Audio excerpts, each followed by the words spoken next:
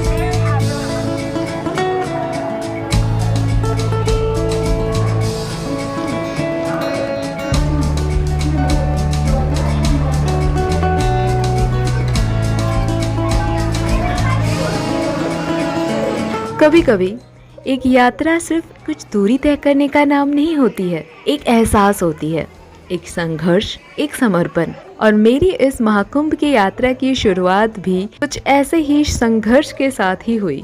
मैंने सोचा था कि आराम से अपने रिजर्वेशन सीट पे बैठ के अपनी यात्रा शुरू करूंगी, लेकिन किस्मत को शायद कुछ और ही मंजूर था। ट्रेन आने से कुछ ही घंटे पहले मुझे पता चला कि मेरी टिकट तो कंफर्म हुई ही नहीं है और अब मेरे पास वेटिंग टिकट से सफर करने के अलावा और कोई उपाय नहीं है। पर कहते हैं ना, मन में अगर भक्ति हो, श्रद्धा हो तो रास्ते खुद ब खुद बन जाते हैं। तो मैंने सोचा कि वेटिंग टिकट से ही ट्रेन में चढ़ जाती हूँ और इतने बड़े ट्रेन में बैठने लायक एक सीट का जुगाड़ तो मैं कर ही लूंगी। इस भीड़ के बीच मैं तो फंसी रह गई। मैं जितनी कोशिश करने लगी कि इस बार ट्रेन में चढ़ जाऊं, उतनी बार कोई और आगे बढ़ जाता। जैसे तैसे इस भीड़ को चीरते हुए मैं ट्रेन में चढ़ तो गई और एक पल के लिए मुझे ऐसा लगा जैसे मैंने कोई युद्ध जीत लिया हो, लेकिन असली परीक्षा तो अब शुरू होने वाली थी।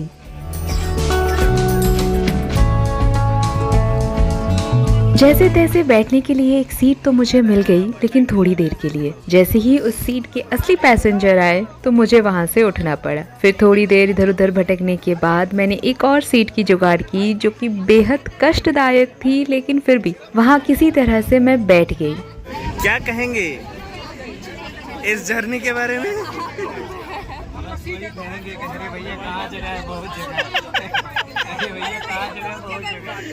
बहुत जगह है, कहाँ जगह है? बहुत जगह है, बहुत जगह है। देखिए, तो कुछ ऐसे ही हंसी मजाक करते हुए हम अपने सफर में आगे बढ़ ही रहे थे कि तभी हमारी नजर पड़ी इस भीड़ पे। और इस भीड़ को देखते हुए हमने डिसाइड किया कि अब वाराणसी में नहीं उतरना है, बल्कि उसके आगे दीनदयाल उपाध्याय स्टेशन में ही उतर जाएंगे और वहां से हम लेंगे प्रयागराज की ट्रेन।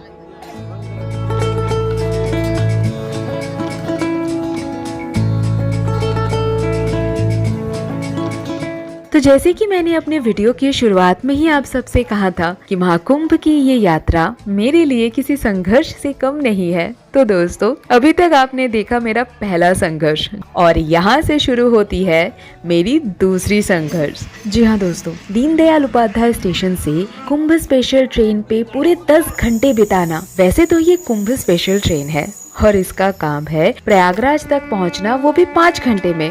लेकिन इस ट्रेन ने अपना 5 घंटा तो लिया, साथ ही साथ हमारे 5 घंटे भी ले लिए और पूरे 10 घंटे बाद दोपहर के 2 बजे हमें पहुंचाया नैनी स्टेशन, जो कि प्रयागराज जंक्शन से कुछ 6-7 किलोमीटर की दूरी पे है। स्पेशल ट्रेन पे जरूर चढ़ के आइएगा। स्पेशल ट्रेन पे चढ़िए और 5 घंटा 7 घंटा पहले पहुंचिए। नमः पार्वती पतये हर हर महादेव। हर हर महादेव।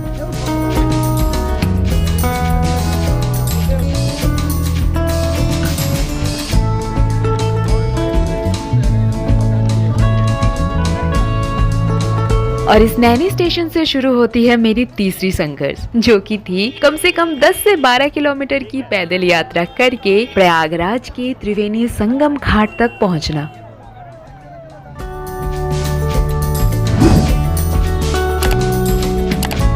यहाँ पे ये कौन सी जगह है? इसका नाम नहीं। ये शंकर ढाल है। शंकर ढाल। अच्छा, नैनी स्टेशन से है। जी हाँ, नैनी यहाँ स्टेशन, पे। बिल्कुल। और यहाँ से कैसे जाना है? यहाँ से आप जाएंगे अगर से 3.5 किलोमीटर है। अगर आप त्रिवेणी संगम जाएंगे तो 6.5 किलोमीटर पड़ता है। अच्छा। गंगा जी के ऊपर ओवरब्रिज बना हुआ है, पीपा पुल, उस पर चढ़कर पार होना है। यहाँ से सीधे? हाँ, यहाँ से सीधा चलना है? 2 राउंड पड़ा है, 2 राउंड है। अच्छा। एक छलौआ रोड है, उस पर जाना है आपको। अच्छा, सलौवा रोड होके? हाँ बिल्कुल। तो चलिए अपने इस तीसरी संघर्ष को पूरा करते करते मैं आप सबके साथ शेयर करती हूँ महाकुंभ से जुड़ी कुछ बहुत ही अनोखी एंड पौराणिक कथाएं, जो मुझे भी इस कुंभ यात्रा के दौरान पता चला। श्रद्धालु और ये आंटी जी और ये अंकल जी और बाकी सब लोग भी। तो अब हम सब मिलके पैदल पैदल चल पड़े हैं त्रिवेणी संगम घाट की तरफ।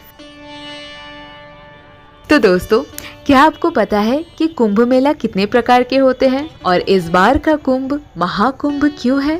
एक्चुअली कुंभ मेला 4 प्रकार के होते हैं: कुंभ, अर्ध कुंभ, पूर्ण कुंभ एंड महाकुंभ। पूर्ण कुंभ हर 12 सालों के बाद आयोजित होता है, जब सूर्य, चंद्र और बृहस्पति ग्रह एक निर्दिष्ट स्थान पे विराजमान होते हैं और इस टाइम पे ना प्रयागराज का पानी अमृत समान होता है। इसीलिए इस टाइम पे पूर्ण कुंभ मेला आयोजित होता है प्रयागराज में। और हर 12 पूर्ण कुंभ मेले के बाद यानी पूरे 144 साल के बाद आता है महाकुंभ, जो कि 2025 में यानी इस साल प्रयागराज में मनाया जा रहा है। पौराणिक कथाओं के अनुसार समुद्र मंथन के दौरान जो अमृत का कलश या कुंभ निकला था, उसे विष्णुदेव जब असुरों से बचाकर ले जा रहे थे तो उसकी कुछ बूंदे पृथ्वी के 4 जगह पे गिरी: प्रयागराज, हरिद्वार, नासिक एंड उज्जैन। और यही 4 जगह है जहाँ पे कुंभ मेला आयोजित किया जाता है, क्योंकि मान्यता है कि साल के कुछ विशेष समय ग्रहों की कुछ विशेष उपस्थितियों के अनुसार अगर इन जगह पे पवित्र स्नान की जाए तो मोक्ष की प्राप्ति होती है। ये देखिए दोस्तों, मैं संगम स्थल के एकदम नजदीक पहुंच गई हूँ, लेकिन मेरी एक बेवकूफी की वजह से मुझे एक्स्ट्रा 8 किलोमीटर चलना पड़ा संगम घाट तक पहुंचने के लिए। वैसे आप अगर यहाँ तक आ रहे हैं तो पीपा पुल से सीधे रास्ते पे चले जाइए तो आपको संगम घाट बहुत नजदीक पड़ेगा। मेरी जैसी गलती बिल्कुल ना करें। जब तक मैं इस 8 किलोमीटर की दूरी को तय करती हूँ, चलिए इस महाकुंभ से जुड़ी कुछ और बहुत ही अनोखी और इंटरेस्टिंग बातें आप सबके साथ शेयर करते हैं।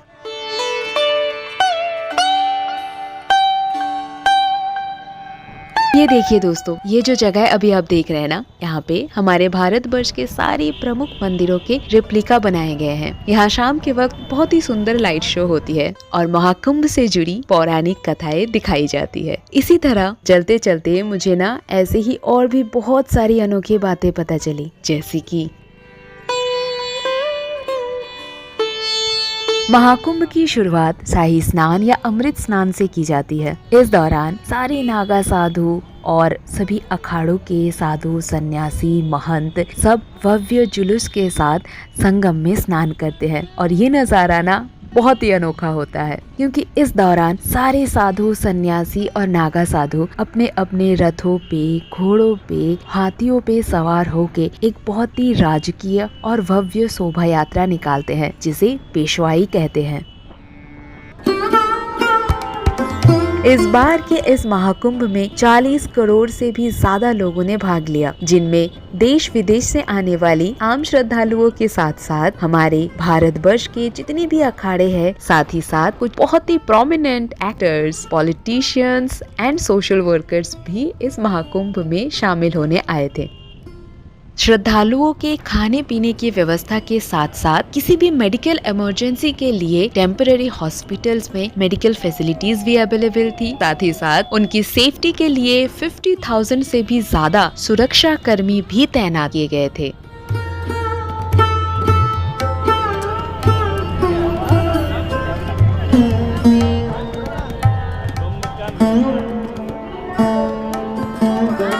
प्रयागराज आ गया वाह।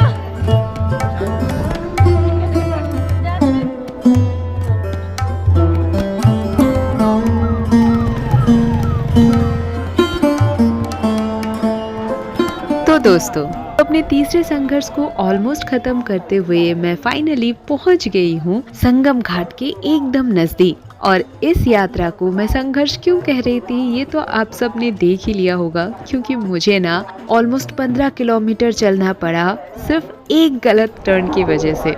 तो इस संघर्ष को खत्म करने के बाद अब बारी थी मेरी चौथी यानी आखिरी संघर्ष की, जो था इस संगम के पानी में एक पवित्र डुबकी लगाना, और वो भी इतने सारे लोगों के बीच।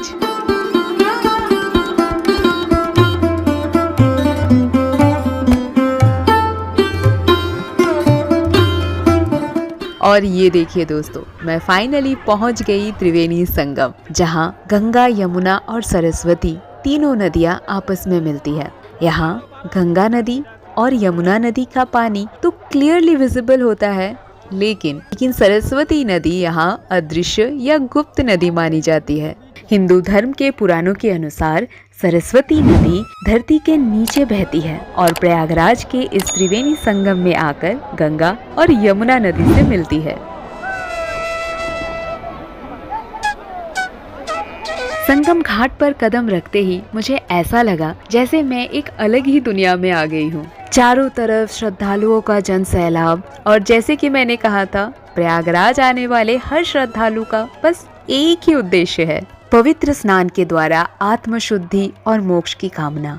यहाँ आए हुए सभी लोग अपनी अपनी तरह से पूजा पाठ कर रहे हैं। कोई गंगा जल में खड़े होकर सूर्य देव को अर्घ दे रहा है, तो कोई हाथ जोड़कर मंत्रोच्चारण कर रहा है, तो कोई दोनों बाहें फैलाकर माँ गंगा की गोद में खुद को समर्पित कर रहे हैं। हर डुबकी के साथ चेहरे पर एक अजीब सा सुकून है, जैसे जन्मों जन्मांतर के पाप धुल रहे हो, जैसे आत्मा हल्की हो रही हो। और इसी डुबकी के साथ महाकुंभ तक पहुंचने की मेरी ये चौथी संघर्ष भी खत्म हुई, और अब बारी है घर वापस जाने की। लेकिन घर जाने से पहले मैं आप सबको बताना चाहूंगी कि ये जो नदी का घाट है ना, ये बहुत बड़ा है दोस्तों। ये पूरा घाट ना 10 से 11 किलोमीटर लंबा है, जहाँ कई जगह पे ना पक्के घाट भी बने हुए हैं। मैंने जिस घाट में नहाया है वो है संगम घाट, और इस घाट के एक पार से दूसरे पार जाने के लिए ना बहुत सारे पीपा पुल भी बनाए गए हैं। पीपा पुल यानी फ्लोटिंग पुल, जो नदी के पानी के ऊपर फ्लोट करते हैं। चलिए मैं आपको एक ऐसे ही पीपा पुल दिखाती हूँ।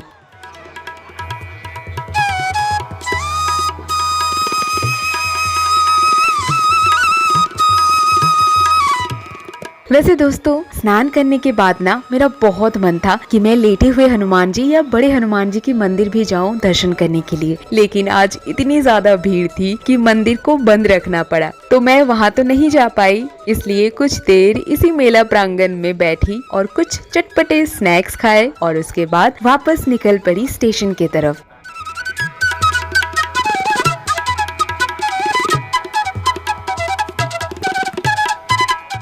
तो दोस्तों, महाकुंभ में शामिल होने की मेरी ये संघर्ष यहीं पे खत्म होती है, और इसी के साथ मैं अपनी वीडियो को भी यहीं समाप्त करती हूँ। जाते जाते मैं आप सबसे एक बहुत ही जरूरी बात कहना चाहती हूँ। मैंने अपने इस वीडियो में ना कुछ फुटेजेस दूसरे वीडियो क्रिएटर्स के और कुछ न्यूज चैनल से भी लिया है। अगर आप उन वीडियोस को देखना चाहते हैं तो उसकी लिंक आपको मेरी डिस्क्रिप्शन बॉक्स में मिल जाएगी। और हाँ, अगर मुझसे कुछ भी गलती हो जाए, मैंने कुछ भी गलत इन्फॉर्मेशन दे दिया हो, तो प्लीज मुझे कमेंट करके जरूर बताइएगा। तो अब मैं आप सबसे विदा लेती हूँ और बहुत जल्द मिलूंगी अपनी नेक्स्ट वीडियो में, जहाँ मैं आप सबके साथ शेयर करने वाली हूँ मेरी केदारकंठा की जो ट्रैक है ना, उसकी 3rd पार्ट, जहाँ मैंने 13,000 फीट ऊपर चढ़ने की संघर्ष आप सबके साथ शेयर किया है। तब तक के लिए ta-ta, bye bye, take care. अपना एंड अपनी मम्मी पापा का खूब ख्याल रखें। और हाँ, जाने से पहले मेरे चैनल को सब्सक्राइब करना बिल्कुल न भूले। और वीडियो पसंद आए तो इसे एक लाइक एंड शेयर जरूर करें।